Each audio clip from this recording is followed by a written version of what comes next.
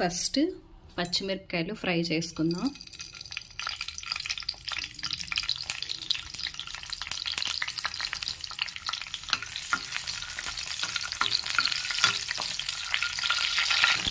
ఇప్పుడు పచ్చిమిరపకాయలు తీసేసుకుందాం, ఫ్రై అయిపోయినాయి.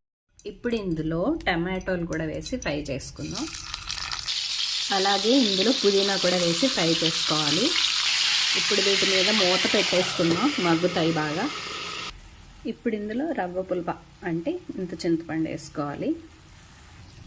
ఇప్పుడు ఇవి బాగా ఫ్రై అయిపోయాయి కదా, మగ్గిపోయాయి. వీటిని పక్కకు తీసేసుకుందాం.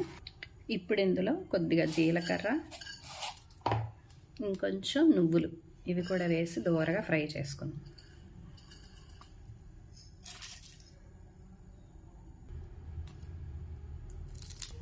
సో ఇవి కూడా వేగిపోయాయి కదా, వీటిని కూడా పక్కకు తీసేసుకుందాం. ఇంకా ఇవన్నీ కూడా చల్లారనిద్దాం కొద్దిసేపు.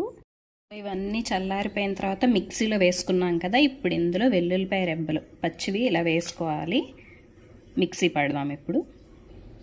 ఇప్పుడు ఇందులో రుచికి సరిపడా సాల్ట్ కూడా వేసుకుందాం. ఇప్పుడు తాలింపు వేసుకుందాం. ఇందులో ఫస్ట్ మినప్పప్పు వేసుకుందాం.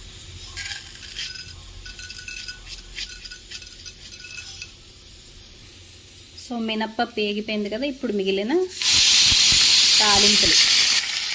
తాలింపులన్నీ వేసుకుని ఫ్రై.